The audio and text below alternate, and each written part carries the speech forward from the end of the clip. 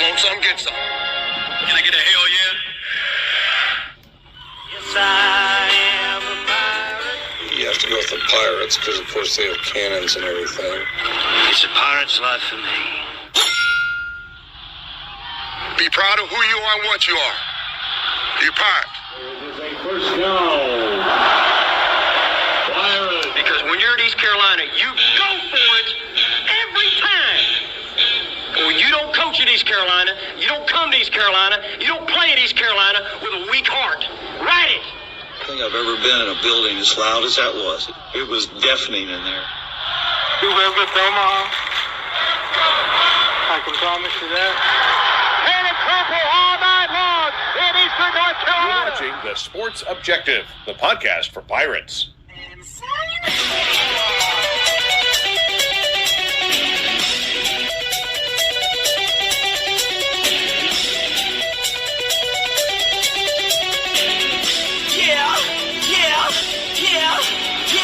My heart is purple and gold. I'm a pirate down to my soul, and I don't back down not at all. Find out when the cannons explode.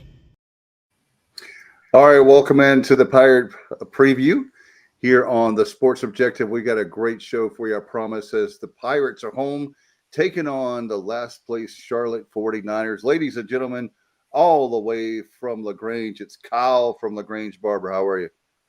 What's going on, Dave? Yes, we sit here, well, I was about to say 48 hours for kickoff, but that's about a day too early. But yeah, 72 hours for kickoff. So,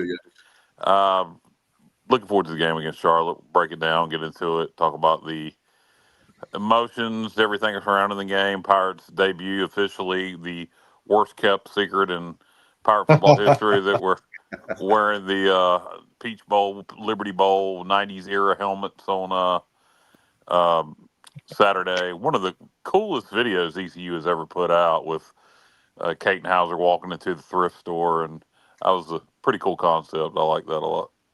Yeah, you know you're old when the helmet when you were in college is now retro, the retro, modern, whatever the hell they're calling it. Nah, it's just straight up retro. It's our old 91 helmet.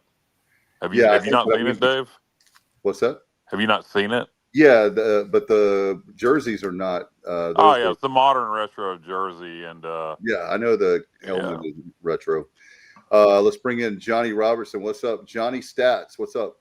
Hey fellas, how y'all doing tonight? Hey, I'm just like pumped to have a day game. You know, it's November. We haven't had one yet, so you know, and of course, we've been waiting a year for revenge. So, you know, I'm pumped, and I hope that the Pirates will perform in front of the Hall of Fame class. I know they will, and I'm looking forward to it. No doubt. Let's bring in Stevie, Coach Stevie Fly, Commissioner Fly as well. What's up, man? What's up, guys? How's everybody doing? And DG, Stevie is probably the biggest Kiss fan on the planet. He has everything but the pinball machine. I think he has everything but that. But other than my buddy Craig out in Memphis has got Stevie beat. I need to introduce them at some point. That would be great. I don't know if DG is a Kiss fan, but we'll bring in David Glenn from the North Carolina Sports Network. How are you, sir? I'm doing well. I am a Kiss fan, but I'll add another person to that trifecta because my business partner, a guy named Mike Waddell, who was a longtime Division I athletic director, he is the biggest Kiss fan that I have ever met. So, I mean, I'm into Kiss, but he is neck deep in the number of concerts he's gone to and the paraphernalia that he has. So we'll add him to that party guest list because that would be one heck of a good time. So he's part of the Kiss Army, DG. Yes, he is. Big, like I was a Jimmy Buffett. I'm still a Jimmy Buffett fan. He's no longer with us, of course. But yeah, he's into Kiss the way I've been into Buffett my whole life. Stevie, what's the deal? My buddy Craig, suddenly we're the Kiss Army podcast. What's the deal with the Japanese CDs? That why are those sought after by Kiss fans? What is that about? Do you know what I'm talking about? It's just a different design, different cover. I mean, being over there in Japan, they're rare over here, so it's really collectible. I mean, And Japanese people, even when KISS was down in the 90s, the Japanese people loved KISS. They could go over there and, it was like they were back in their prime again in the late 70s. Okay, yeah, I know. It's just the rareness of it. My buddy's got a huge collection in Memphis of Japanese KISS stuff. Oh yeah, they're pretty nice too. I mean, they did cover art a little bit better than what we saw over here. Gotcha.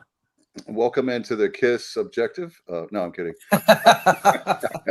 You never know. That's what's great about our show. We don't even know what's coming out of our mouths. But DG, we're glad to have you again. It's been a while, but glad to have you back on the show. And it's actually very good to have you back on the show. You and I were texting when the Pirates are actually doing very well, having a chance to go ahead. And here's the deal. You get homecoming. You got the storyline with homecoming is great.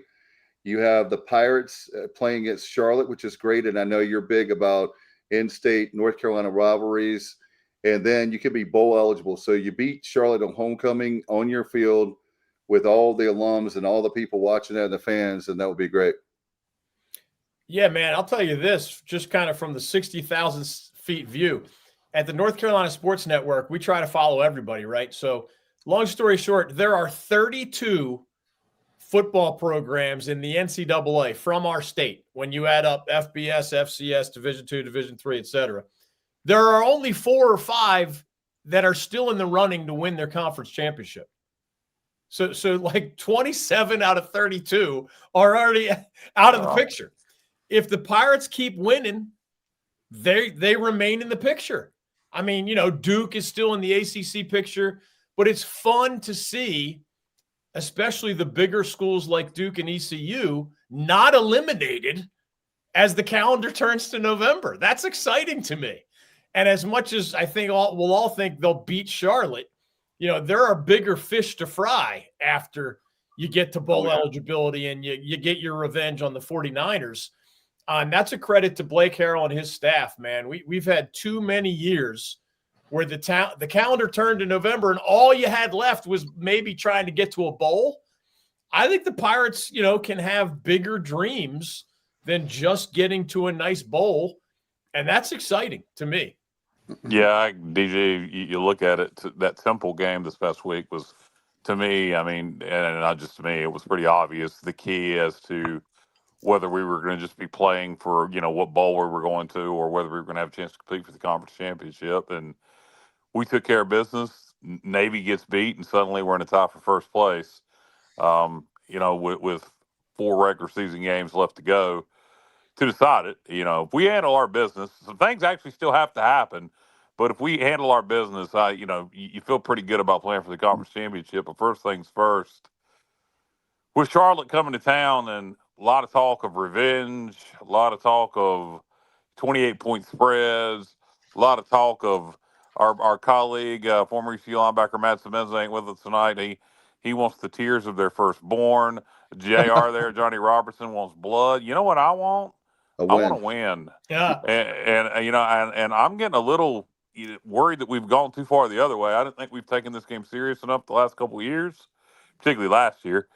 And I'm almost scared we're going too overboard with it. The guys are going to be too hyped up. Yep. Look, when you are the far superior football team, sometimes you just need to go out there and execute. And I hope we don't get too caught up in the emotion and revenge and just go friggin' execute. I think the good news, DG, is that's media people, that's fans, making those statements. Blake too, man. Blake's got a countdown clock on the wall for this game, and he's made no bones about it. Well, that what this game means. I hope we just go execute. Look, we said that this was not a rivalry game. We get our butts kicked twice. Not a rivalry, that's for sure. And so I think that Blake is taking the right approach by saying, okay, we've lost twice. And last, DG, because you've been in the press box, I did everything I could not to get kicked out of the press box. I wasn't saying anything, but if you went by my emotions and my facial expressions, I was like clenching my fist. I was doing everything I could because we played god awful. And then I was telling the guys, DG, they locked the stadium after I was at the press conference, I walk out and I'm trying to get out of the stadium. I looked at the guy. I said, "How do I get out of the stadium?" He said, "They're taking out the trash. There's one more exit." And then Stephen Igo actually got locked in the stadium. Wow. Then after we got played awful, then I was telling the guys I couldn't get an Uber back to my hotel. So I had to walk like 1.1 miles, I think it was, back to the hotel. By the time I got back to the hotel, I was calmed down. So maybe it was meant to be. But I'm in Charlotte, North Carolina, and I can't get an Uber. They had you could get a bicycle or something. I'm not getting one of those bicycles to get killed on that busy street in Charlotte. So it was just the actual trip wasn't bad. I took a train. But other than that, that was the only good thing. It's a really good deal from Raleigh to Charlotte and back was like $50-some. I've done that too. Yeah. And, I've been to both stadiums. And to me, that's part of why ECU should be so mad and why Pirate Nation is mad about. I mean, they've only been members of the same league. This is year 3. And the Pirates are 0-2. The Pirates have, generations worth of fans and can fill 50,000 plus. Charlotte's only 13 years old, and I think they have one winning season in 13 years. There's no multi-generational fan base. It's a pro sports town where the college teams, it takes something extraordinary for them to get any coverage at all, including Charlotte 49ers football, who haven't been good enough to get many people to care in that big city. I mean, you guys know better than I. ECU is the game in town east of I-95. And that's what makes that 0-2 record just that much harder to swallow. The Pirates have everything that the 49ers don't have. It should, I'm not saying you never lose. That's putting the bar in too high of a place. But should the Pirates usually beat the 49ers in the sport of football? Heck yeah. Heck yeah. And I've seen both teams play. I'm telling you, it's not that Tim Albin is not a good coach, but he is. But he's new with the Charlotte 49ers. They don't have a good offense. They don't have a good defense, and they don't have good special teams. Like they are the worst football team in the American Conference, period. And you get them in Greenville. What Kyle said is right. You still got to execute. That's the starting point for all of this. But, unless the Pirates are -4 in turnovers, they're going to win this game. Yeah, I agree. I agree, David. Kyle, I worry about everything as well. But let me give you some numbers that maybe will make you feel a little bit better. All right. Okay, so like David said, Charlotte's either 13th or 14th in rushing offense, rushing defense, pass defense, scoring offense, scoring defense, sack spy, first downs allowed, red zone offense, red zone defense. They've been outscored by 25 points a game in conference. They're giving up 495.2 yards in conference and 41.8 points. Now here's part 2 though. This is the part that should make you feel much better.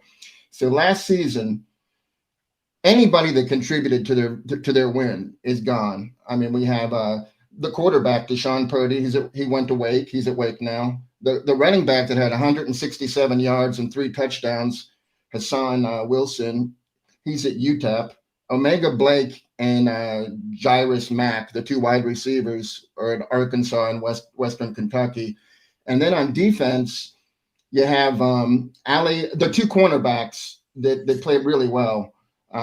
Ali Al-Mahi is at Western Kentucky, and Elijah Culp, who he had an interception and a couple pass breakups. He's at JMU, and Stone Handy, the linebacker that had a 53-yard touchdown interception return, he graduated. So, I don't know what's really left to really scare us too much. Yeah, that's kind of my point. Yeah, I think y'all are taking what I'm saying wrong.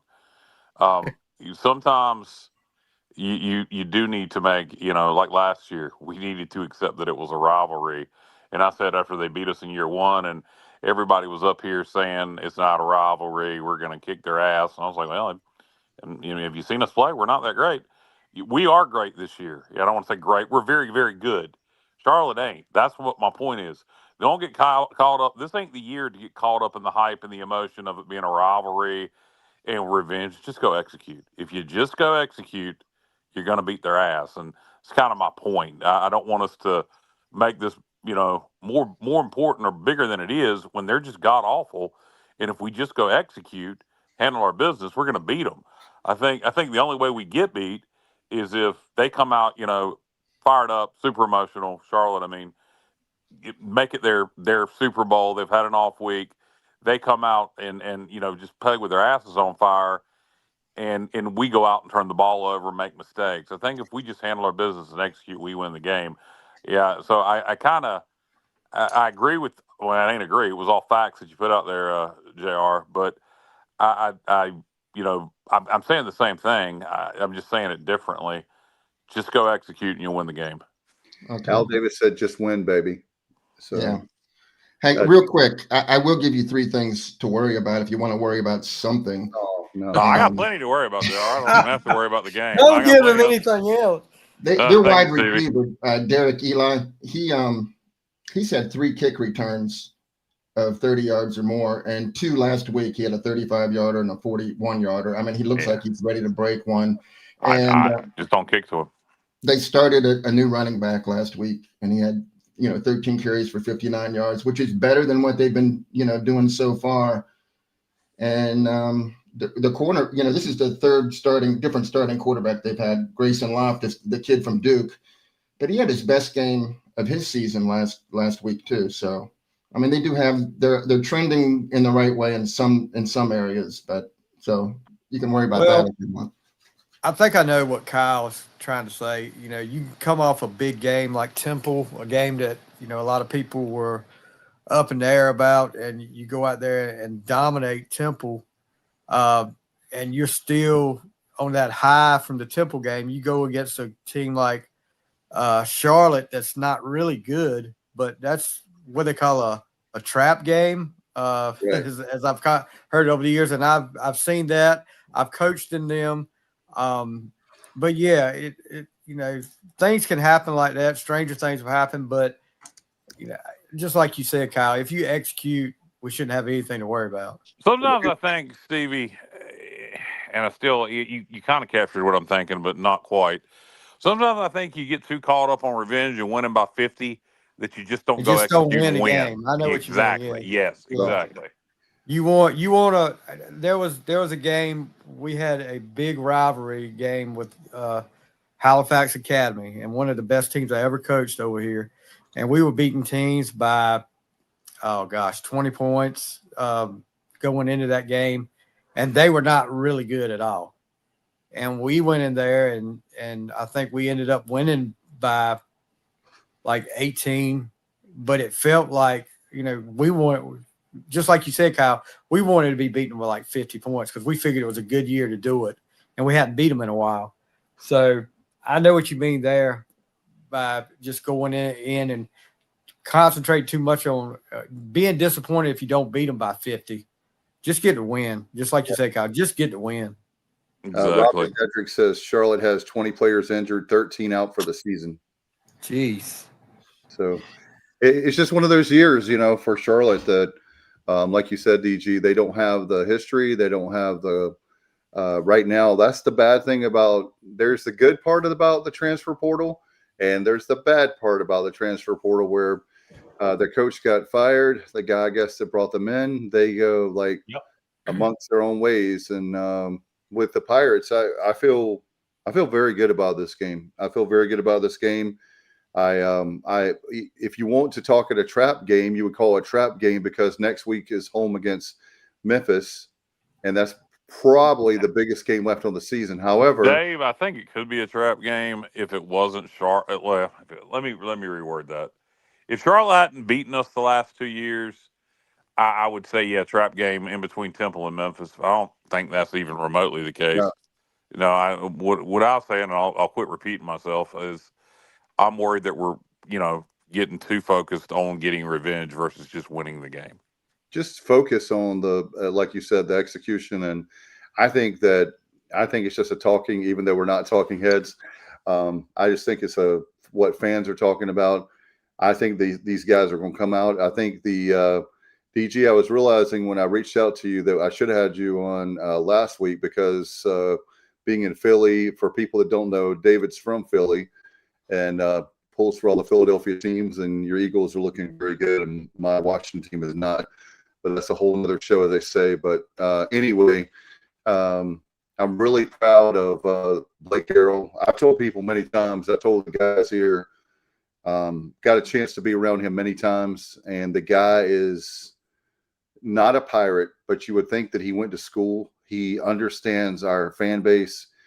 You pull harder for the guy because not only is he a good coach, but you pull harder for the guy because he's just Blake. He's not one of these guys that is arrogant or standoffish. He would walk right up to you and have a conversation. He does that all the time. And so with us having homecoming, he certainly likes to shake hands a lot. And long handshakes, yeah. He does. Yeah. Anyway, so David, when you're following the American, with this team winning out, and then when you look at the other matchups that have to take place, if the Pirates win out, they're going to be at least second. They'll be at least in the championship game. Yeah, and there are other good teams in that league, but I think it's impressive that the Pirates, if we all did our own American Conference power rankings from top to bottom, I don't know how anybody could do power rankings without the Pirates being, somewhere up there. You could argue they're second, third, fourth, fifth, whatever, but they're in that mix. And I've seen South Florida play. That's a good football team. I've seen Memphis play. That's a good football team. But what I really like about the Pirates and Blake Harrell is they do two things really well. And both of them are a tribute to the coaching staff, of course. But Blake Harrell being a defensive guy, they know how to come up with game plans and execute those game plans. And that doesn't just happen because of talent. That comes because of coaching and listening and repetition.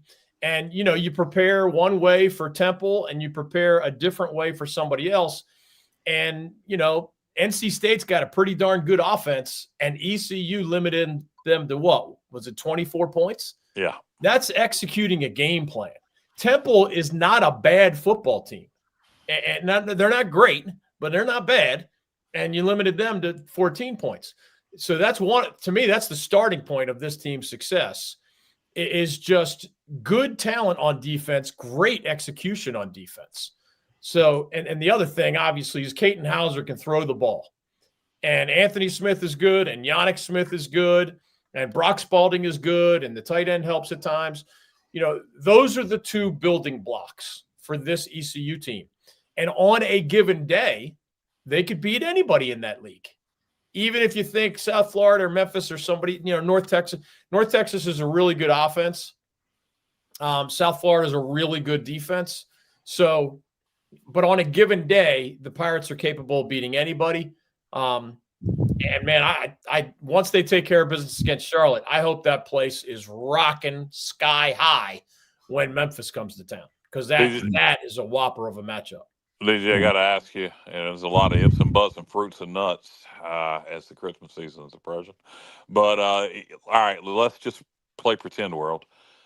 Pirates beat Memphis. Pirates beat Charlotte. Pirates beat Memphis next week. Memphis top 25.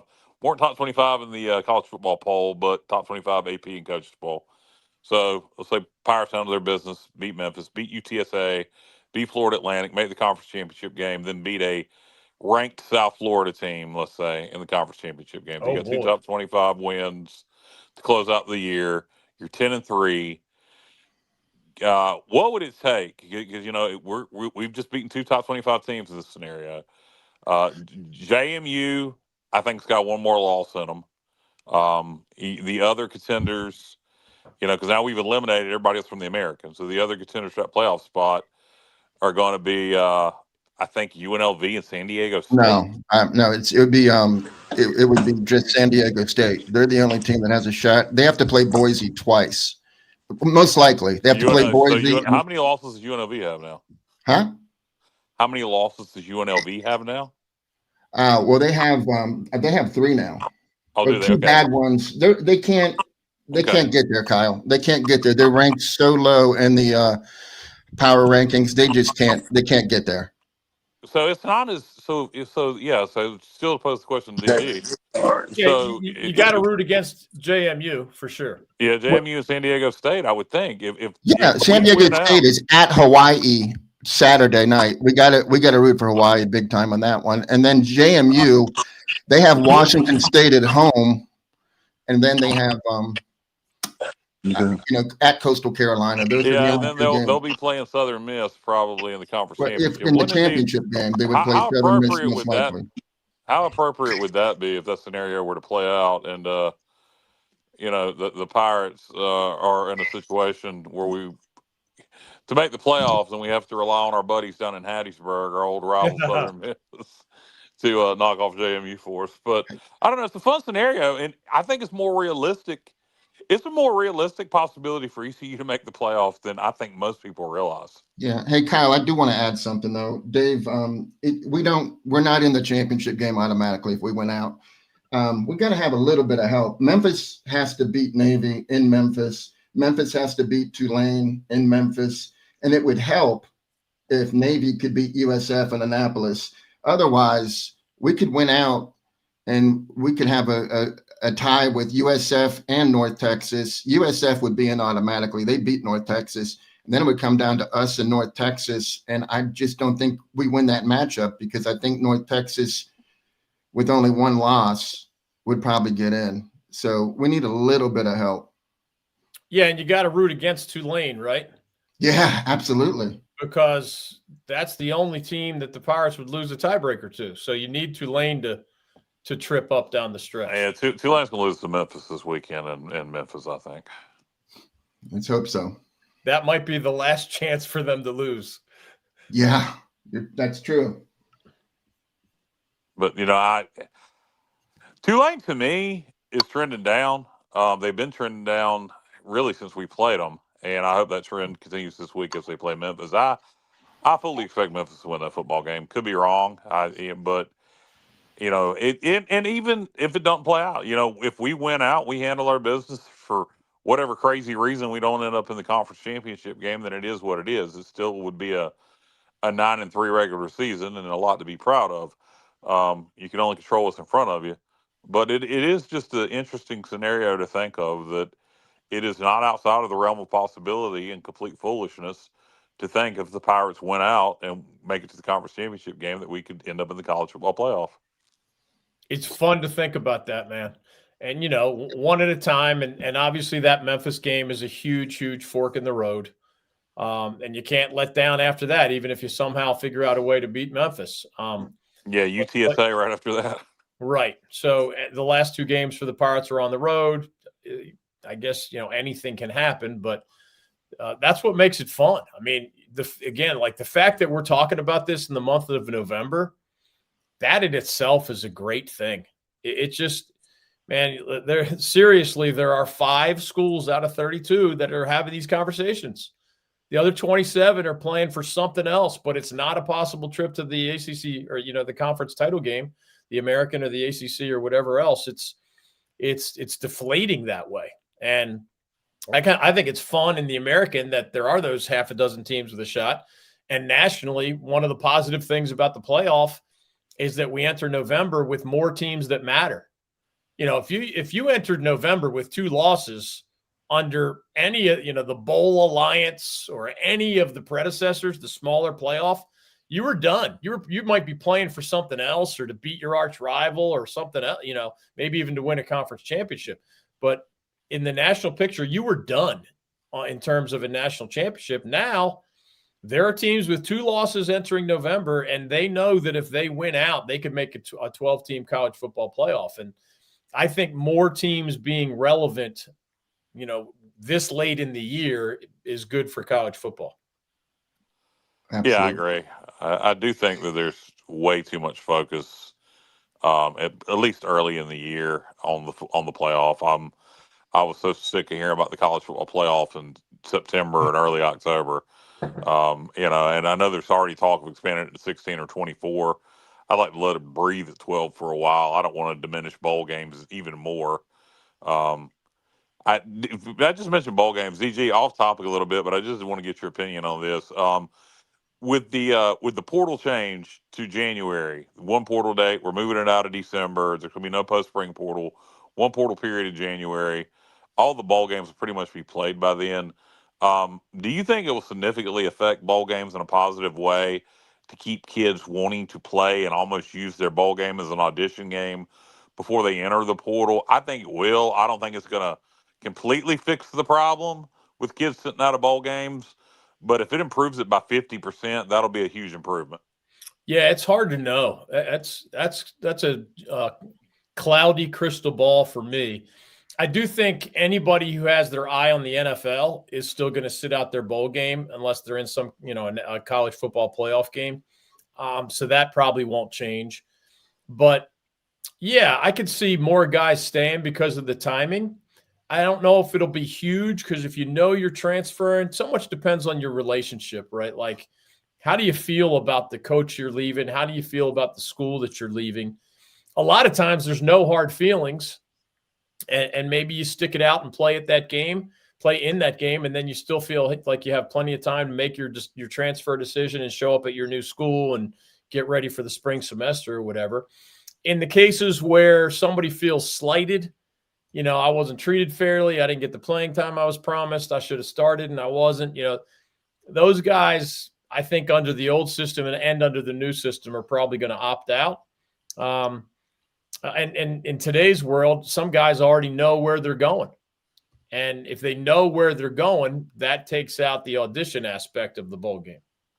At some point, NIL contracts as we knew them are starting to go away, unless it's a true NIL deal because of revenue sharing. But I'd like for it to be putting these players deals, sign on a dotted line. You got to finish out your commitments, and that includes any postseason play. You can write that in. That would be a standard for me. Yeah. That if you're going to play at East Carolina, that'd be on the dotted line, baby.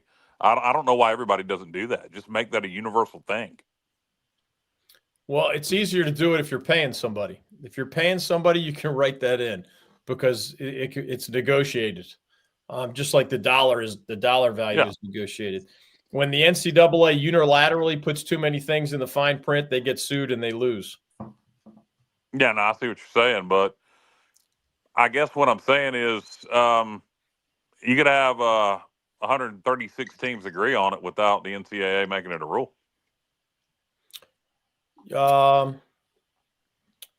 Like collusion style? Yes, correct. Yeah.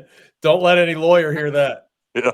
Well, you got one on the air right now. Plug your ears up, yeah, I'm aware. Yeah. We'll see. I mean, everything's new. I'm not convinced yet that somebody's not going to sue because they don't want only the single transfer portal. Somebody's going to sue and say that is, unfair imposition of rules, and it doesn't allow for enough player movement, freedom of movement, and we'll see how that shakes out. I know the coaches liked eliminating the post-spring transfer portal and moving the dates, but I don't think a lot of the players liked it. So we'll see. No. DG, I had a question as far as when it comes to, I know you were talking about revenue sharing. My question is for East Carolina, one of the things I talk about all the time, and we do, is, as you know, DG, we'll talk about college basketball in a little while, but how does a program like at East Carolina, that's a bubble team P4 school, you're bigger than a lot of the G6 schools as far as revenue and how much you're getting in a contract for television, on and on and on. But how do you improve that number? I think you said it's $20 million, right? For the $20 million for the for revenue sharing is the cap on it. That's the cap, and that cap rises every year. So 10 years from now, that cap will be over 30 million. But this year it's 20 plus million, and because it's a cap, and because we know almost all the Power 4 schools are spending to the cap. And to my knowledge, nobody in the group of 6 is spending to the cap. it's an opportunity for a competitive advantage, right? If you're ECU, and you guys may know the number that they're sharing right now, but if you can share $8 million a year and most of your competition is sharing $4 million a year, that's a competitive advantage, right? But you got to fundraise for that. And it's just not easy. It's even hard for some Power 4 schools to spend to the cap. Yeah, they're not releasing the number. Gilbert has implied that we are around third or fourth in the American in revenue sharing. So that's pretty good. I'd like to get it up to 1 or 2. But yeah, being in the top 3 or 4 in revenue sharing in your conference should keep you in the top half of the conference. And I know the American Conference has minimums. So that should give members of the American an advantage over at least some of the other group of 6 leagues that don't have those financial minimums. Yeah, no doubt. And that's a good point that, some of these schools, like the MAC, for example, some of the schools in the MAC, it would be hard for them to compete anyway. And so you don't want to put them at even more of a disadvantage by putting a minimum in place within their conference. I think there really is, and we'll get back into previewing the Charlotte game for our viewers, but I think there really is a clear divide, as you always, you hear about in the power conferences, the Power 4, the Big 10 and the SEC, and there's a bit of a divide as you drop down to the Big 12 and the ACC. I don't think it's talked about enough in the group of 5, or the group of 6. The American, in terms of revenue sharing, media deal, et cetera, and along with the Mountain West and now the return of the Pac-12, are way ahead of the MAC and the Sun Belt. And I think that divide is going to continue to grow at the group of 5 level with those 3 conferences, the American, the Pac-12, and to a lesser degree, the Mountain West going forward. Yeah, you're right. I think we've got a multi-tiered system. And it is those 2 Big East, Big 10, SEC way at the top. And then the Big 12 and the ACC are pretty high above everybody else. But, yeah, the American could be league number 5, league number 6 at worst. And that's good for competitive reasons. And you always want to be if the Pirates really are in that top 3 or 4 in the American, that's a good sign. As you said, being 1 or 2 is even better. But it's tough to win if you're trying to beat teams in your own league that have a lot more resources than you are. It's not impossible. It just makes everything an uphill battle. No, and I really, I think when you look at the American, I think the only team that clearly has significantly more resources than East Carolina is Memphis. Yeah, Memphis. Maybe South Florida. Tulane, when they want to spend the money, they come and go. They'll right now they're all in on football. 5 years from now, they may get a new chancellor or president of the school that reminds them all that they're an academic first school and pull back. So I think Memphis and South Florida, but besides that, I don't really see anybody else in the American with the potential to match what we do, because we do have a fan base. We do sell tickets. We create our own revenue beyond just, the conference television revenue, et cetera. So, guys, somebody bring up a topic here. I was trying to give the other guys a chance. DG, as far as we were talking about the ACC schools, how do this is the question I want to ask you, being that you're an expert on ACC. How does the Pirates compare to the other schools? We know that North Carolina and Duke have a lot of money, but as far as the other schools in the ACC and in the North Carolina specifically, how do we compare? Well, what's going on right now is we know that Wake, Duke, State, and Carolina are paying their athletes $20+ million per year. That's a lot more than whatever ECU is paying its athletes. So that's a massive gap. What we don't have public information on, remember, revenue sharing comes straight from a university's athletic department. There is still a form of name, image, likeness. And it's very hard to quantify, which schools are paying the most. There's some information out there, but, the way they're governing that now, I'll put it this way. For 4 years, if you guys as supporters of ECU wanted to pay an athlete whatever the heck you wanted to pay them, there was no clearinghouse for that deal to go through. If you decided a player was worth whatever, fill in the blank, $500,000, there was no governing body, the NCAA or anybody else, saying, wait a minute, is that guy really doing $500,000 worth of work for you guys in exchange for this NIL deal? Well, after 4 years of it being the wild, wild west and no governance of those things, now there's actually, you have to send your deal through a clearinghouse. So it can't just be some rich booster out there who wants his favorite team to win. You actually have to show, I'm paying this athlete X, and it could be a big number, but you have to justify why you're paying that name, image, likeness money. And if it's $1 million a year, you got to say, well, this person is doing these speaking engagements for us, and he's appearing in this commercial for us, and he's doing these autograph sessions for us, and he's doing this travel for us. And you got to justify the $1 million or whatever the number is. So wealthier donor and alumni bases, especially those who run businesses, can help with that name, image, likeness money. But again, it's not just the rich person signing a check with name, image, likeness. You have to justify whatever you're paying. So you need both the deep pockets, but it's helpful.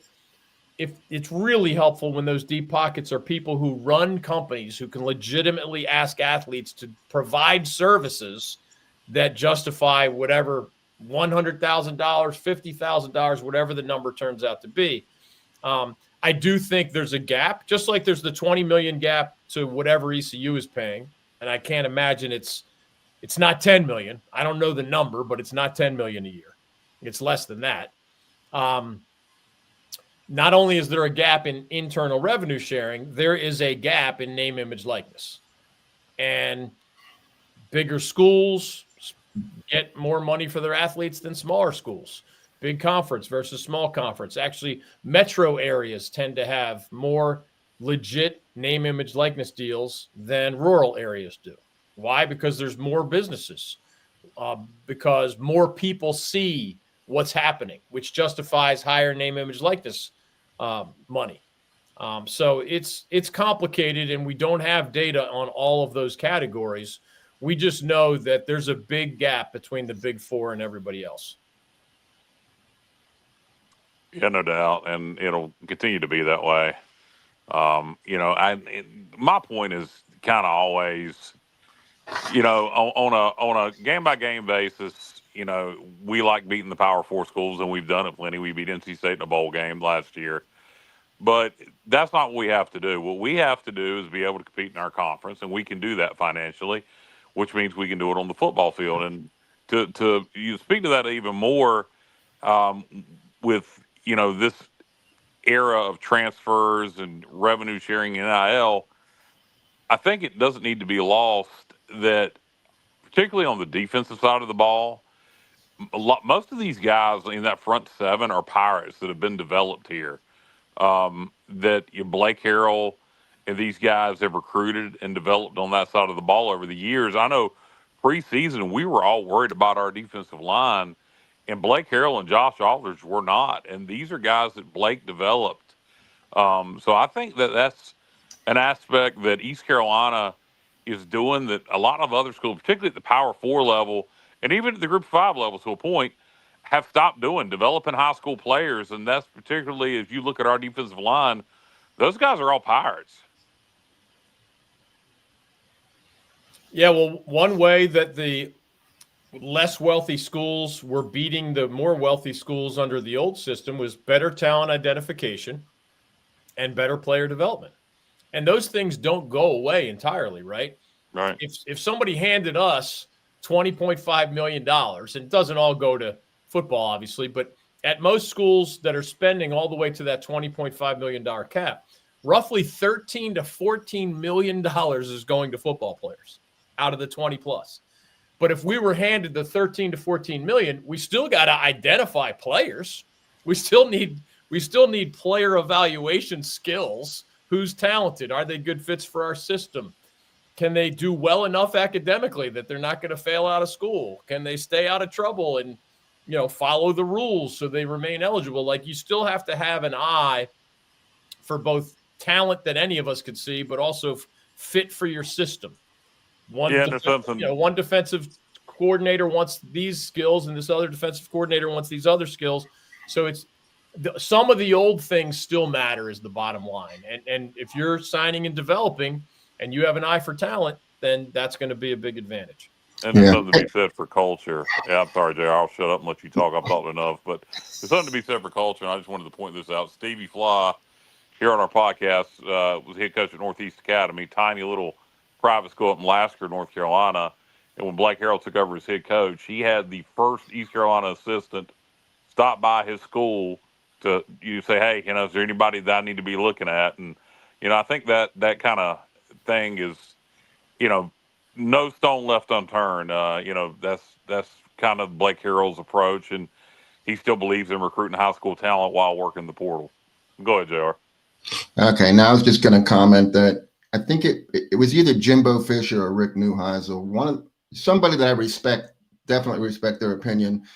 They said that it's conclusive that getting players from FCS that are proven on the field to perform is a much better, gamble than an FBS player that hasn't seen the field much, but had great high school rankings. In other words, they're saying that it's better to take a player from FCS that has actually played. What do you think about that? These things are being studied, guys. All the things that you're discussing, these are being studied, the way scientists study things under microscopes. On the basketball side, I had an ACC coach tell me just the other day, hey, when you sign a big scorer from a lower Division I team and ask him to play in the ACC, the points don't translate very well usually. But if you signed just an off-the-charts rebounder from a lower Division I program, far more often the rebounds transfer to the ACC. I'm a pretty astute observer of this stuff. I would have never known that. But somebody is studying this stuff analytically, and I'm sure somebody has a data set showing what you just described. Virginia's starting tailback is Jamari Taylor of North Carolina Central University, who just had one of the biggest seasons in the history of that FCS program in terms of single-season rushing yardage last year. And Virginia signed him, and he might be an all-ACC player for the 8-1 Virginia Cavaliers.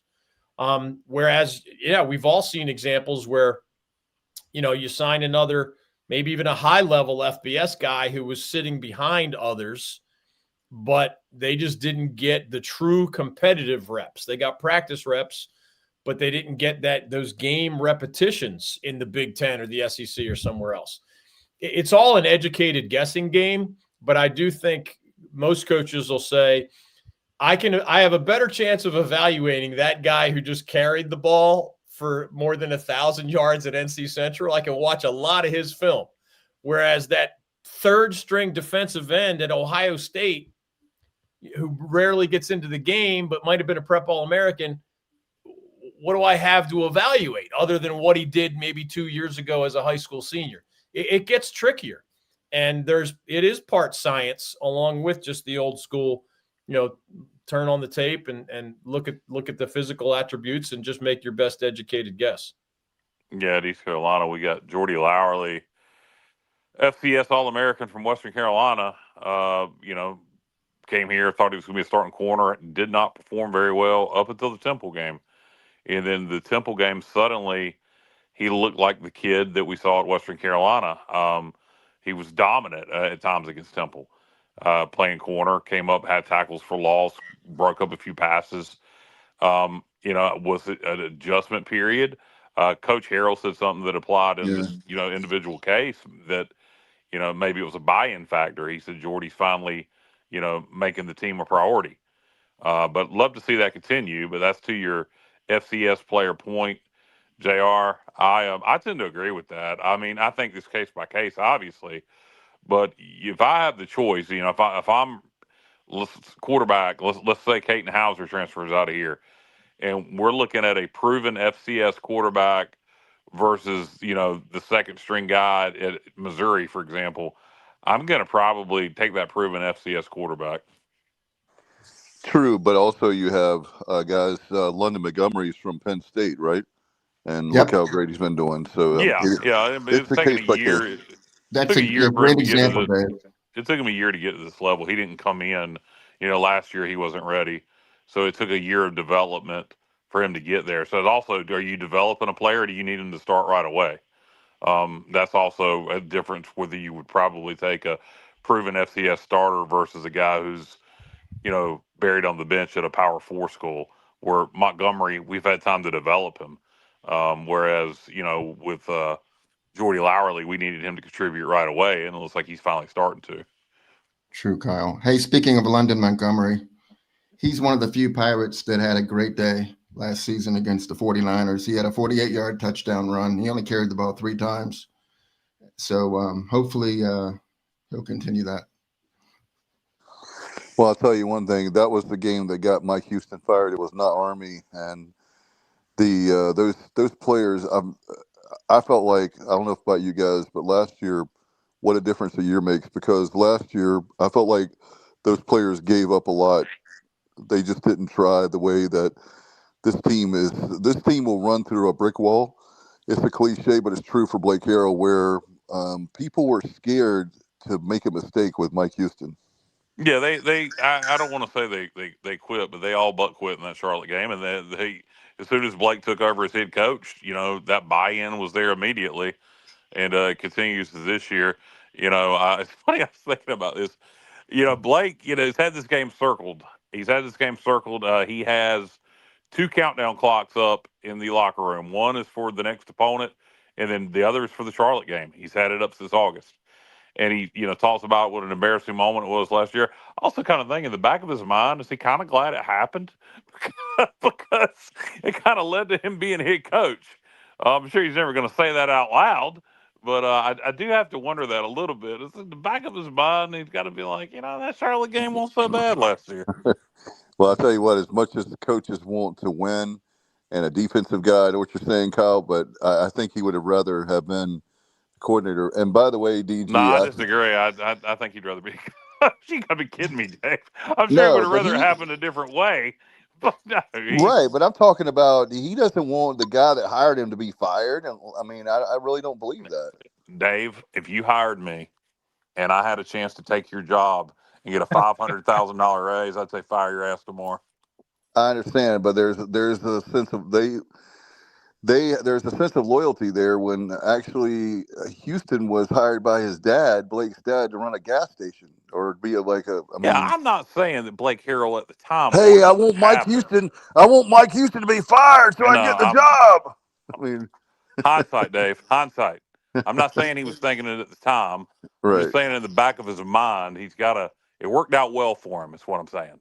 It did. Yeah. Hey, DG, do you know there's a gym on campus, Christenberry Gym, and it was named after John Christenberry. And if you wonder what that name is, you have to go all the way back to pre-World War II, like 1940, 1941. I think the Pirates only have one, Johnny, help me out, undefeated season. I think we went 7-0.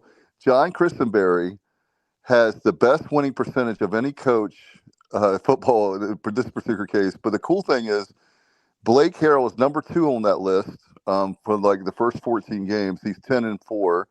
And the cool thing is, Christenberry, as I told the show once before, was the football coach, the basketball coach, and the baseball coach. That's a way different era back in the day, but that's how cool it is with Blake Harrell that he's second all time as far as winning percentage through the first 14 games of their career. That's pretty cool, man. And let's see if he can build on it, right? I mean, theoretically, a lot of coaches are at their best in year 3 and year 4 because it gives you more time to get your type of players, more time to develop those type of players. Maybe he's building towards something even bigger than what the Pirates have in store for us this year. We'll see. But yeah, eras have changed dramatically, man. I've been covering college sports for 40 years, and things have changed pretty dramatically in those 40 years. Heck, things have changed Just a few years to crazy degrees in the last 5 years. Yeah. But when you go way, way back, it was not at all uncommon for the same person to coach multiple sports. And none of those coaches were making any money 100 years ago or 80 years ago. No doubt about it. I did have a question, and then I wanted to talk some college or football with you with ACC, and basketball. But I did have a question for you, and I forgot to ask you guys this on Sunday night in our roundtable. But DG, it may sound like I'm bitter, but what in the world is going on with all these buyouts? We've had so many buyouts, and if you take the amount of money, and I'm tired right now. Do we lose Dave? He got really tired. Yeah. Hey, I just want to follow up. Dave was talking about Blake's record. If we, I'm not jumping the gun, Kyle, but if we roll up 500 yards against Charlotte, 8 of his first 16 games, half of his games will have gotten at least 500 yards on offense, which, JDB deserves some credit for that as well. But that's a pretty hefty stat there. That is impressive. And if the Pirates keep improving their running game to go with that passing game, then watch out. Oh, no, I didn't mean – did I say pass? I didn't mean passing. I just meant 500 total yards. Oh, yeah. Oh, no, I know what you're saying. You're right. Yeah. I think that's the reason, David. I think you nailed that. That's the reason why they're doing it consistently, because the running game is complementing the passing game. Yeah, the offense, this offense, everybody thinks it's a pass-first offense. It is not. This offense is predicated on the run. The big play comes when the run's there, and this offense, when it's at its nature, is a big play pass offense and a consistent go fast running offense. So when we're able to run the ball, anytime you're able to run the ball for over 300 yards, you ought to have success. We're not going to do that every Saturday like we did this past Saturday against Temple. I think part of that was us. I think part of that was also Temple looked to be a very tired football team, particularly on defense. But yeah, when we can run the ball with this passing game, we're pretty damn hard to stop. And then when you have a defense to go with it, like we do this year, we could be a tough out. And that's another thing as we talk about Blake Harrell. I've been impressed with his hires. Josh Aldridge has done a hell of a job as defensive coordinator. Yep. His strength and conditioning hire. You look, his first strength coach gets fired after about 6 weeks, and he has to bring in somebody else. And I think this is the best conditioned ECU football team in years. So I've been impressed with Blake's hires. So going forward, that's the biggest part of being a head coach is putting together your staff.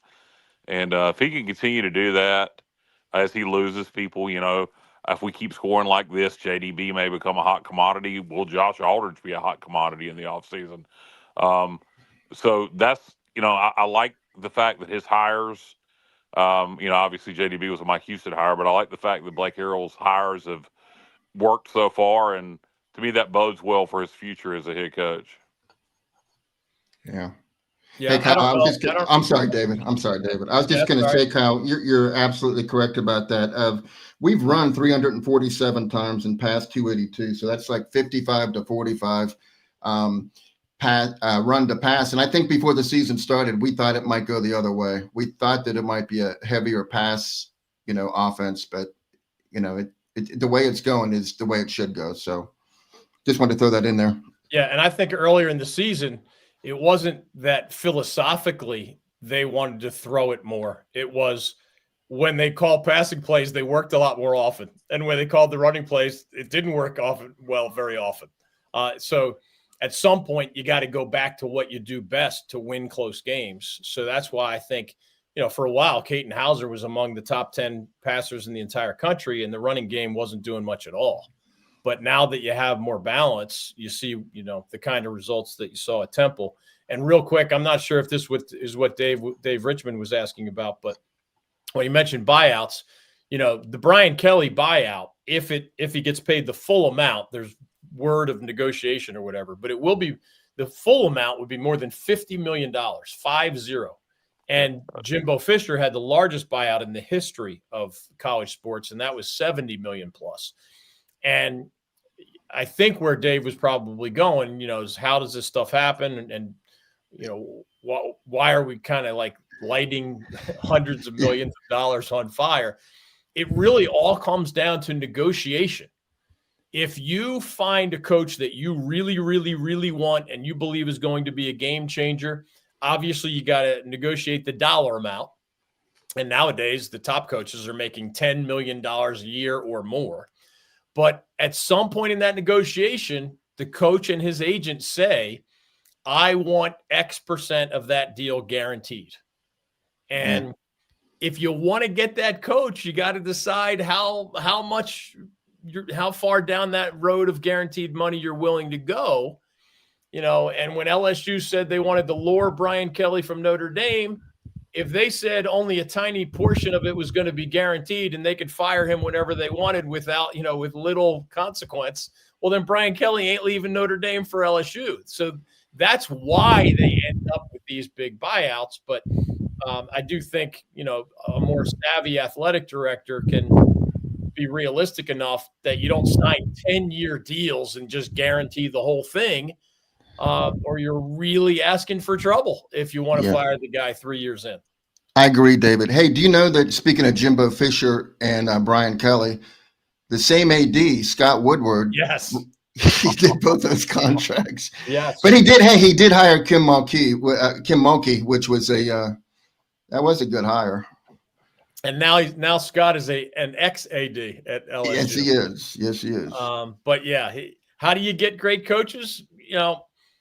Any of us would be better at getting great coaches if our bosses said, here's a blank check. We would all be better.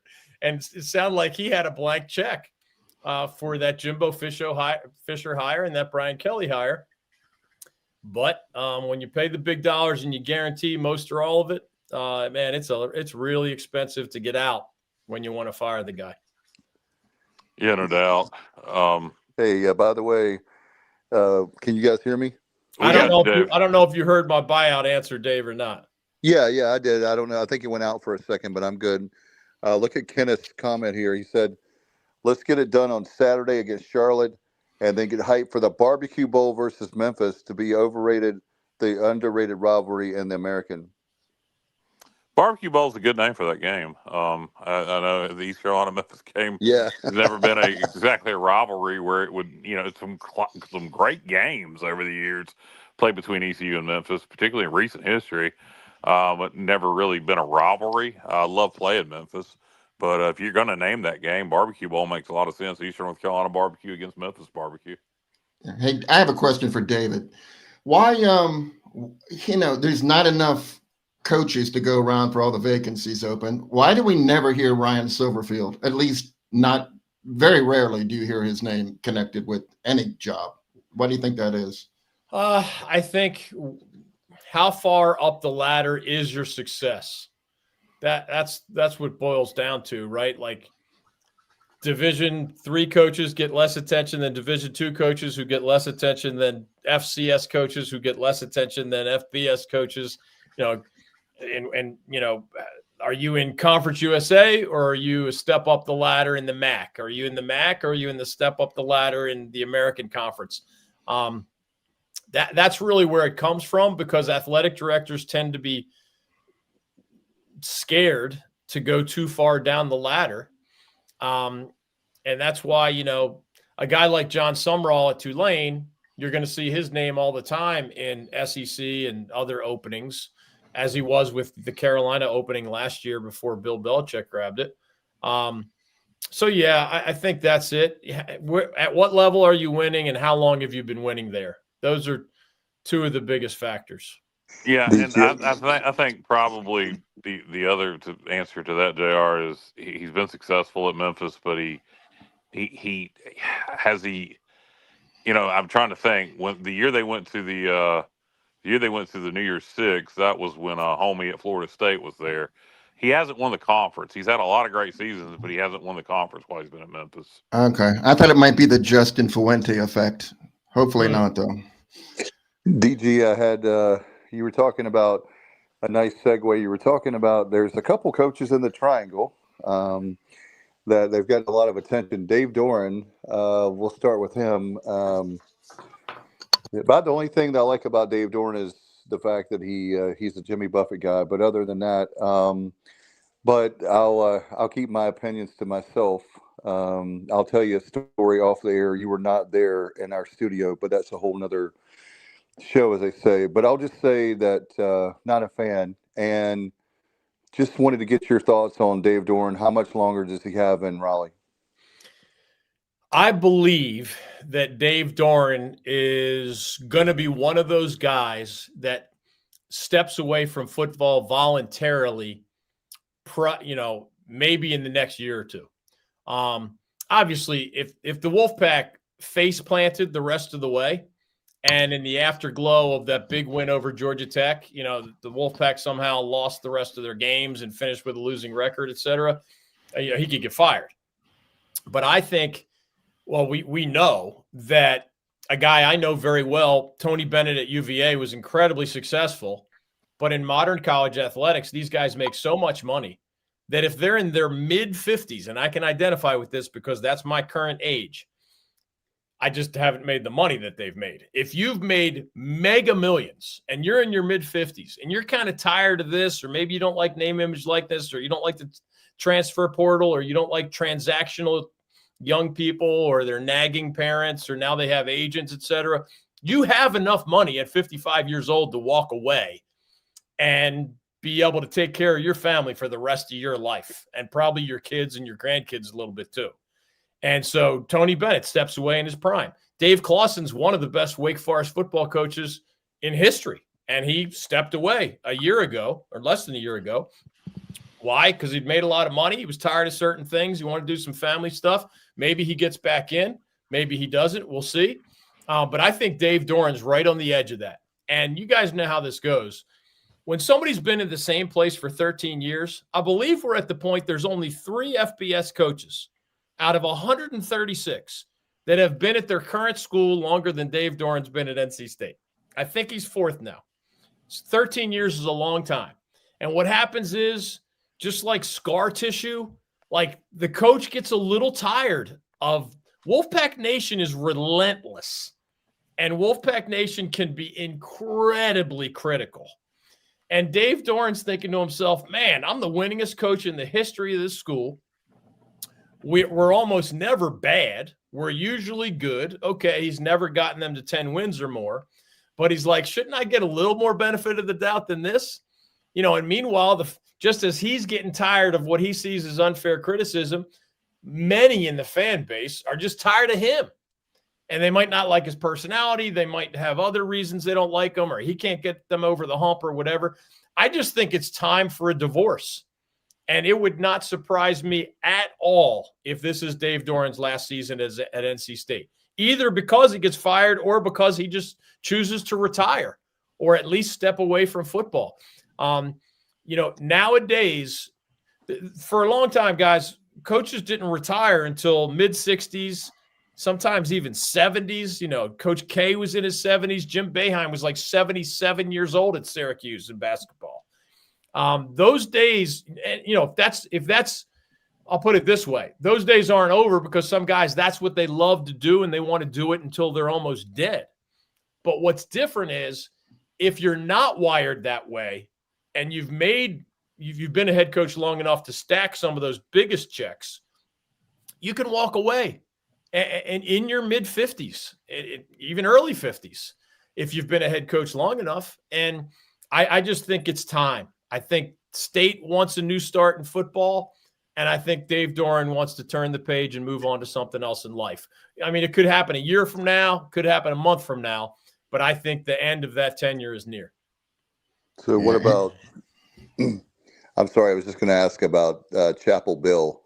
The Bill Belichick experience, the experiment in Chapel Hill, DG, not going very well. What are you hearing? What do you know about that situation?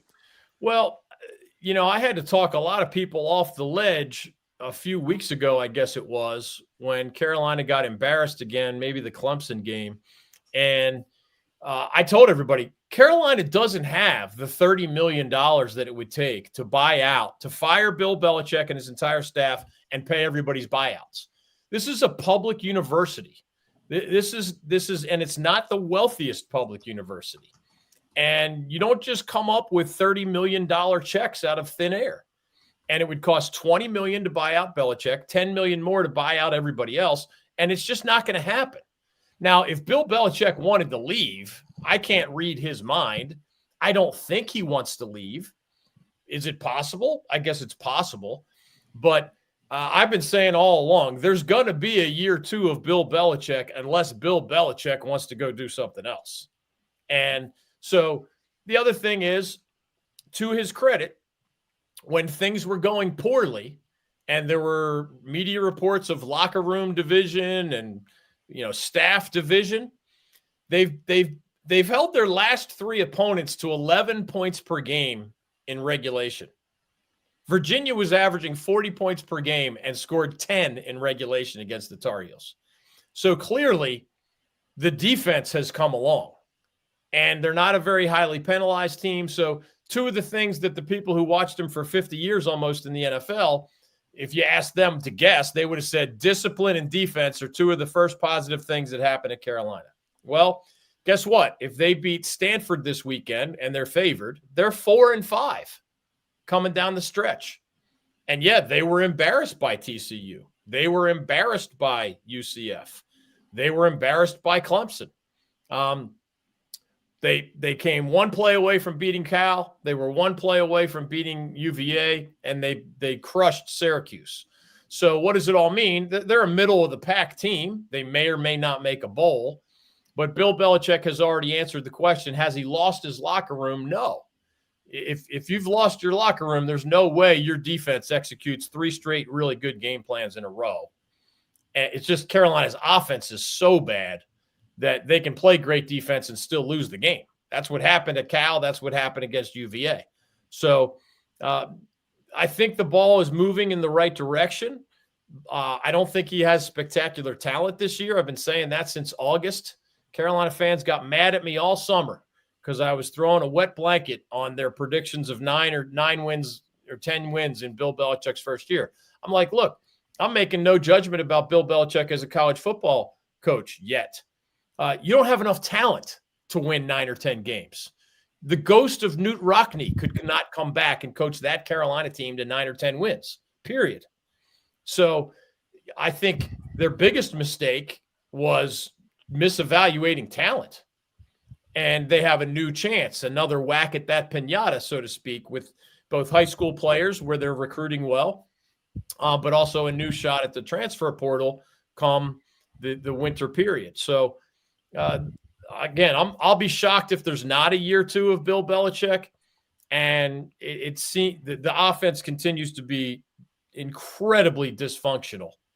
But if they go 6-6 and get to a bowl game, that's actually kind of what the talent on hand suggested that they would be. Yeah. So I've watched 3 Carolina games, TCU, the Cal and Virginia games, which actually 1 yard in each of those games were the difference of a win and a loss. But I noticed they don't have any team speed, really. For the ACC, like they're probably one of the slowest teams in the league from what I could see on both sides of the ball. But my question for you was, did Bubba Cunningham sign off on this hire, or was it done against his wishes? Do you know anything about that? Well, I know for sure that Bill Belichick as a candidate was forced upon Bubba Cunningham, period. No questions asked. I heard that. It was done by the board of trustees and a couple of people on the board of trustees, and they had their own renegade coaching search. And, at some point, somebody has to make a decision, right? So who's the only person who's both, who's high enough in the chain, I'll put it this way, the pecking order, the hierarchy, to tell folks what to do. And the UNC chancellor eventually said, Bubba, these folks have gone down the road with Bill Belichick, and I want you to talk to them too. So did Bill Belichick eventually talk to Bubba Cunningham? Yes, he did. But was that because Bill was forced on Bubba as a candidate? Yes, it is.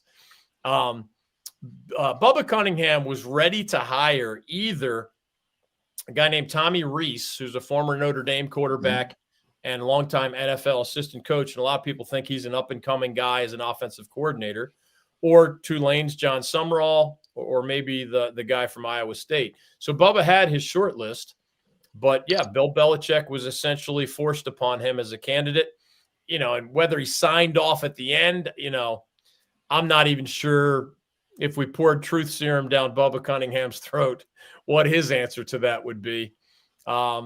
But yeah, it certainly was not his guy. And those were parallel coaching searches going on at the same time, to the point that those Board of Trustees members actually got reprimanded by the highest ranking person in the entire state of North Carolina public university system. They got called out and said, don't do that again. Will they do it again? Who knows? But for the biggest hires at the biggest schools, things can get really, really complicated.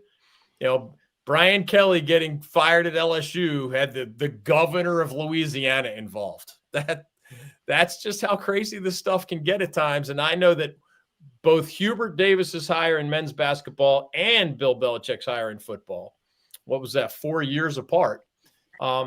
Neither of those was done the traditional way, where the athletic director is the point guard of the entire search. Matt Campbell would have been a great hire. Iowa State's head coach, Matt Campbell. That's who Bubba Cunningham wanted. They could have saved a lot of money and got a better college football coach. But he never leaves. He's offered a job every year. He never leaves. He must really love it in Ames. Well, I mean, it's kind of their renaissance. I mean, he there's nothing really in the modern era to compare him to. So, they're probably going to erect a statue to him at some point. They should.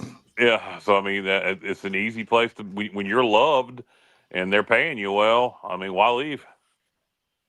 But if they could have got him, I would have hired him over Belichick.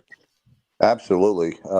DG, as far as ACC football race, I know you told me you like Duke in the championship game. Well, I think Duke has a legit chance to get there. Obviously, Virginia is in the driver's seat, as crazy as that sounds. The Cavaliers have not lost a conference game.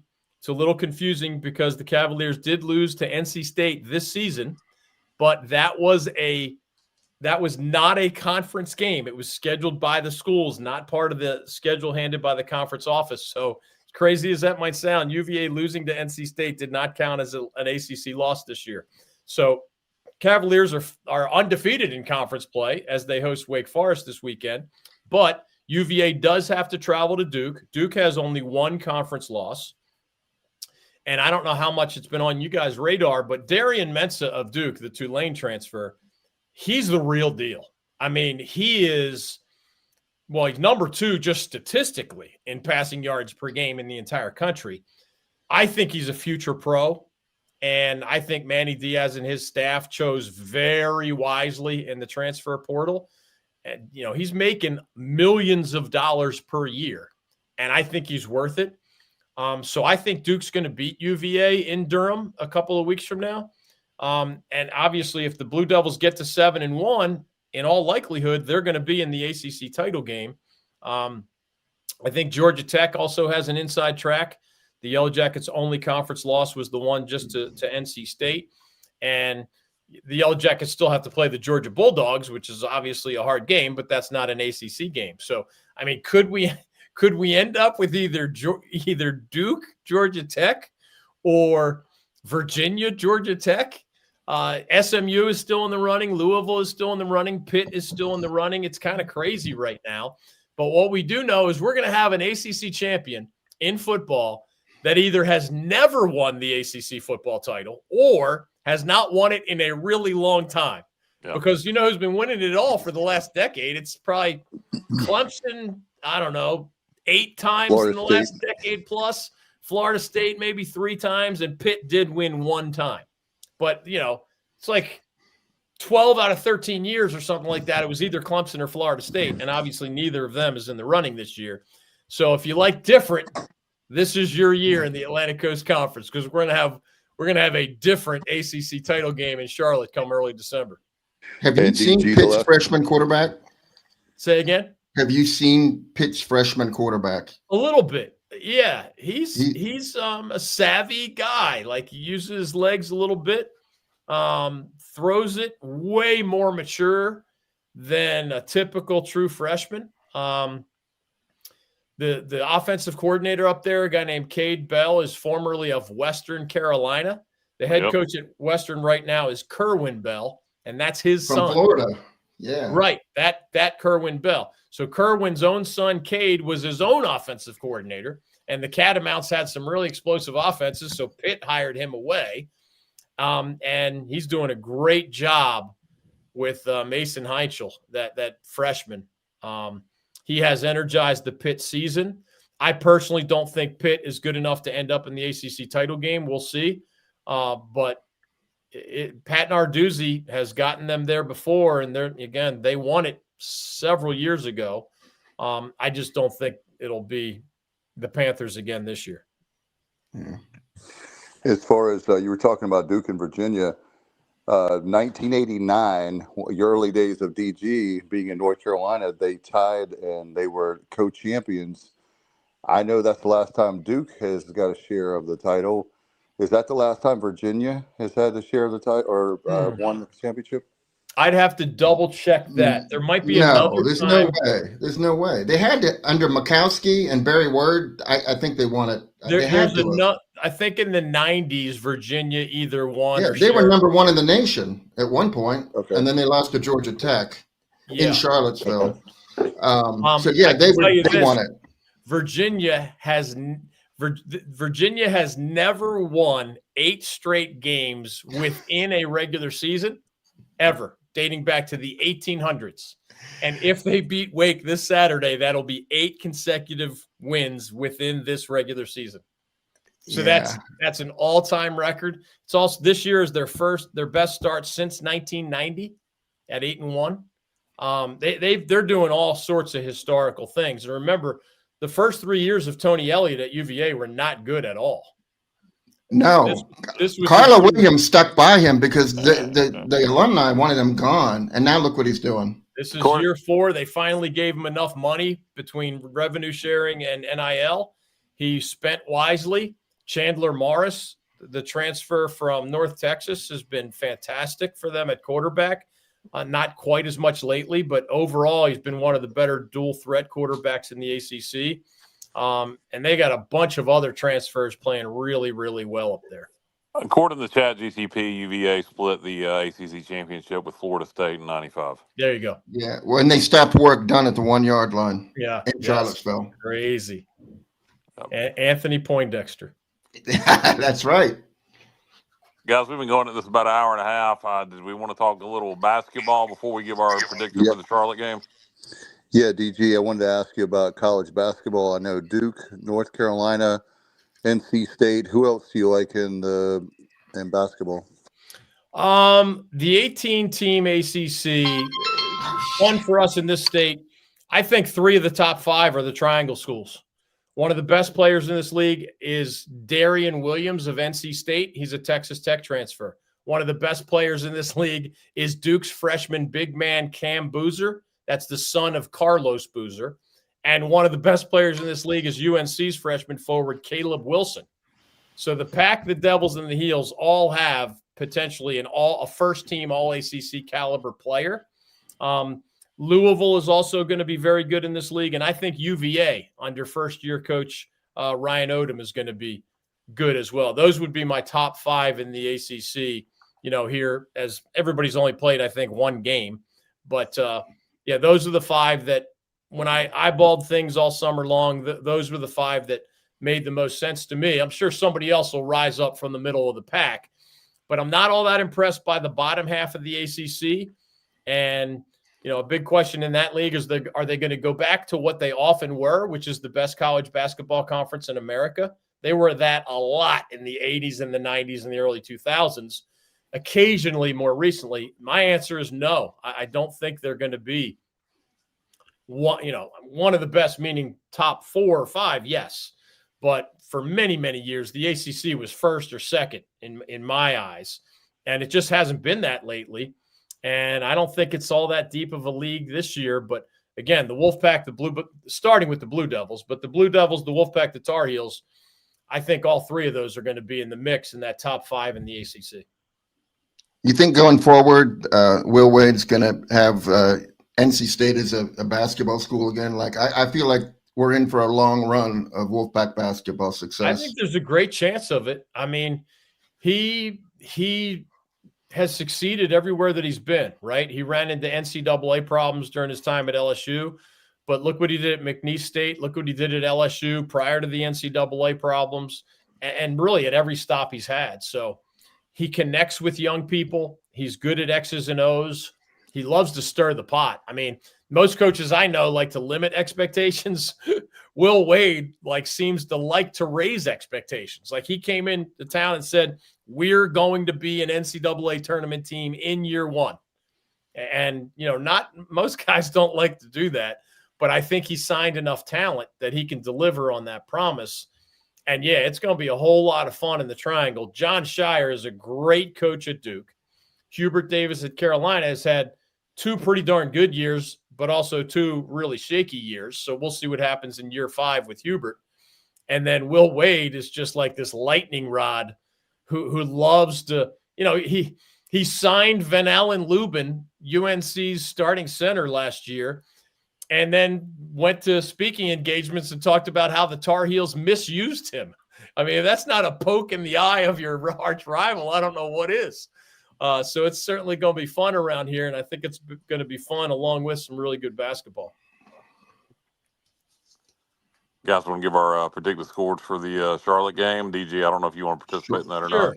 Hey, hold on. I wanted to mention one thing about college basketball before DG goes. So I love this time of year because, a lot of these schools are playing either D2 schools. Well, there's a lot of D2 schools that are getting the opportunity to play, Division I teams. And then there's always upsets, like when it's the first week of the season. And we almost had one. 2 or 3 days ago when Maryland Eastern Shore, who's on our schedule. Yeah, there's 265 teams, and they're ranked number 262. No, I'm sorry, 365 teams, and they're 362. They took Georgia Tech to overtime and before losing 56-52. But then 2 days later, they went to Athens and played Georgia and lost 94-29. So I guess they gave it everything they had against Georgia Tech, and then they had to face the Bulldogs. But I love this time of year. There's always going to be some crazy stuff going on. It is fun. It is fun, and I saw that game. I saw highlights of it. Georgia Tech was missing a couple of its best players, but still should not have required overtime to beat UMES. No doubt. And you guys want to give our thanks, DG, obviously, for staying. I didn't realize we've been on this long, but appreciate it very much. Who wants to do our predictions, and we'll get out of here and say goodbye. So who wants to go first? Yeah, I'll go first. I'm going to say we'll win. We'll win convincingly enough. We will not cover. I'm going to say East Carolina 38, Charlotte 17. Okay. I'll go next because I'm on the opposite end of that. Okay. So, hey, by the way, I think I won last week with the Temple game. So you did. You're by far. You're yeah. Okay. All right. I'm comparing what we did to Campbell. We have more motivation this game. Our running game is hitting on all cylinders. I'm going 59-9. Wow. Oh, wow. Okay. Mine, I'm going. This is the number I came up with because based on our offense, as David was talking about in the early show with DG, and our defense, I'm going 49-10. I'm bullish on the Pirates. I just think that Temple game in DG's hometown of Philly was a statement game. It was finally we have the offense that we played complementary football finally. But if you're going to do it in the month of November. Stevie, what do you think? I think Stevie went to sleep a while ago. Okay, all right, he's just back there. I'll take the Pirates 41-13. I like it. Hey, I have an interesting stat. The 28.5-point spread is the biggest spread in the American Conference since 2021 when Houston was favored by 32 at Connecticut. I mean, that's the biggest spread What since was the then. final of that game? They didn't. Houston did not cover. I can tell you that. But the average margin of victory in American games is 18.3 points, and we've had 14 out of 33 games be decided by 21 points or more. So there's not close games being played, really. And I think we cover the spread and then some. All right, we'll give our fans. Kenny says Pirates get their second shutout on Saturday. Pirates 56. Whoa. Charlotte nothing. And then we have Kenneth Maynor, who also is 56-3. I like so that 56 is a number there. So what was the over-under, guys, on that? What's the over-under on that game? I have no idea. We'd have to go look. I'll tell you one thing real quick about Charlotte because I saw them early this season. They have a bad offensive line. The main reason that a guy named Connor Harrell was the 49ers starting quarterback earlier this year before he got hurt is that from UNC. He's a former UNC guy, and he's a good athlete. So behind that horrible offensive line, they felt like they needed somebody who was mobile. Well, they were bad with Connor Harrell, and then he got hurt. And now the offensive line is still bad, but the Duke guy, Grayson Loftus, who's now their starter, is a better passer. But you know that Blake Harrell and that defensive staff are going to have a plan for that, right? If it was Harrell, you'd have a plan for the mobile quarterback. And if it's Loftus, you're going to have a plan for the guy more. He can throw. He's a way better passer than Connor Harrell. But they can't block the Pirates. They can't. Okay. Well, you just explained. Hold on, Dave. DG, you just explained something for me. Connor, we're in an era now of short shorts for football players. Yeah. Yeah. Well, Loftus, he's one of the few players I've seen that wears pants below the knees with a knee pad. Maybe that's why, because he knows he's going to just get murdered back there. Maybe. Man, I wouldn't want to be playing behind that line. I'll tell you that, especially not against ECU. Run for Oddly your life. enough, the over-under is 56.5. Wow. Well, with two people predicting us to score 56. That's the other. Yeah, exactly. We'll see. That means that basically, like they said, you're going to have to score 56-0, a shutout, or Kenneth's 56-3. Just win the game. Yeah. DG, I did have one final question I was going to ask you earlier, and I was about to forget. I'm going to put you on the spot, and I don't normally, but what are the chances? You're in the triangle, you're a media, you're a journalist, a sports journalist. Any hope, I texted you previously, any hope that we get a baseball team in Raleigh? Yes. It will not happen by the end, by 2029. I don't think Major League Baseball is going to have new teams in these next 3 or so years. But when baseball expands, and I do think, the end of this decade is probably the right time. Thanks to the Canes owner, Tom Dundon, who's a very deep-pocketed guy, he's going to need, more political support and more fans forking over some cash with seat licenses and just other evidence to show what baseball wants to see. But Major League Baseball desperately wants another team in the Eastern time zone. They're going to add one out west as well. But what do you need? You need a deep-pocketed owner. We have that. You need a growing, large population. We absolutely have that here in the Triangle. The only element they don't have, but the other contenders do not have it either, is shovel in the ground. This is the stadium we're going to play our game. Not an artist rendering, not a concept, not an idea. You got at some point when we get closer to this decision, you got to show this is where we're going to play. And this is how we're going to pay for this big, expensive stadium that we're building. And this is where it's going to be. That's the last hurdle. But the reason I'm not concerned about that is even though that's a hurdle that Raleigh hasn't cleared, these other Nashville and the other cities you hear about, none of them have cleared that hurdle either. So there are other contenders, but I really like Raleigh's chances of getting a team rather. And I don't see anybody whose chances I like anymore. I'll say that. Yeah, Nashville is Nashville and Raleigh is what I've heard on the East Coast. And I heard Portland and Salt Lake, and Kenneth's saying Raleigh and I've heard Salt Lake is definitely going to get the team over Portland. So I don't know how you feel about that, but anyway, in fact, we'll see how it goes.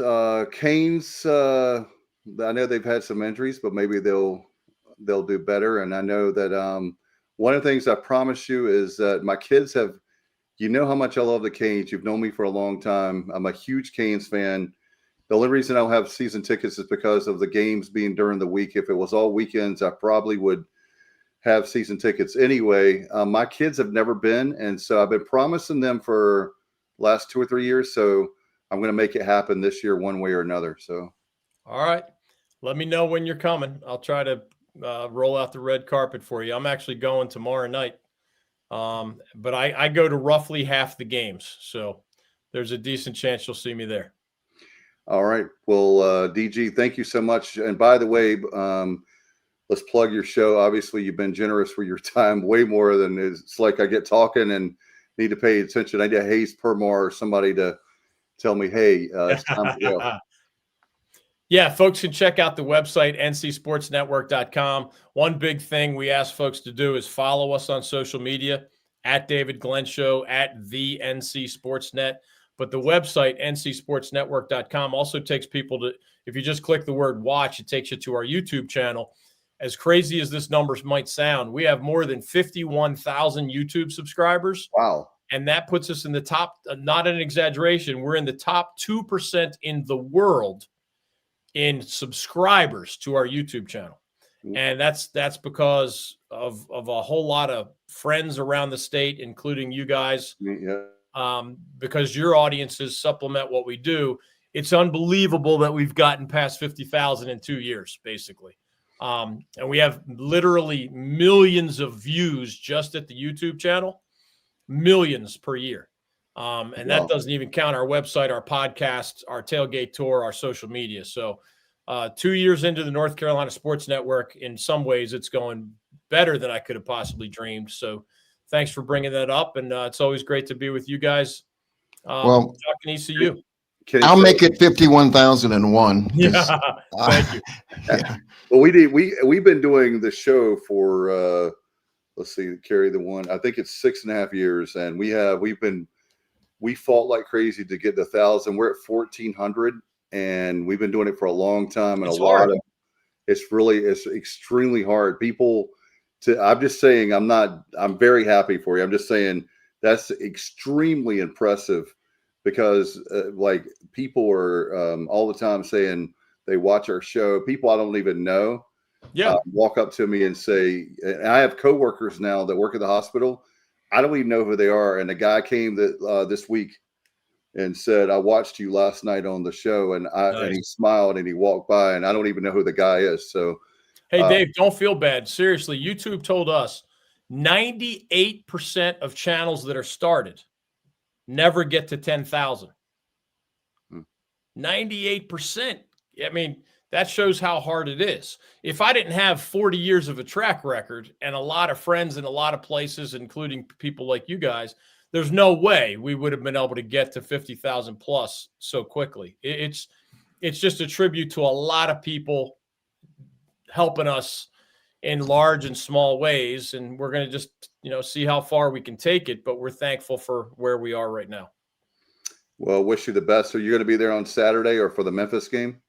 I was originally going to be at the Canes game Saturday. I am doing a charity event instead. So I will not be there Saturday night. And I don't know if I'm coming to Greenville for the Memphis game. I have to. I don't think we have a tailgate tour. I don't think we've decided where we're going that week with our tailgate tour. We were at the Pirates Thursday night game. That's been our only official visit there this year. Well, one of the Pirates Thursday night games. Well, Johnny, and if you need tickets, I have a whole. I do have tickets if you need them. Yeah. Hey, well, DG, I think we're one of the only 5 teams that have, still have a shot. You got to come here. I know. No, you're right. Hey, as long as my team tells me that I don't have to be somewhere else, count me in, because like I said, that whole number brought up earlier, 5 out of 32 teams are still in the hunt. I want to spend my weekends going to one of those 5, and each week somebody falls by the wayside. So by the time the Pirates play Memphis, we might be down to 3 out of our 32 teams that are still in the mix for a conference title. We'll see. All right, man. Thank you so much. All right, guys. Appreciate Always it. good to be with you. All right, we're going to get out of here. Thanks, David. Thank you, Johnny and Stevie and Kyle, DG. We'll see you next time. And as always, appreciate you watching the Pirate Preview. Go Pirates. All right, let's see. I got the wrong. All right.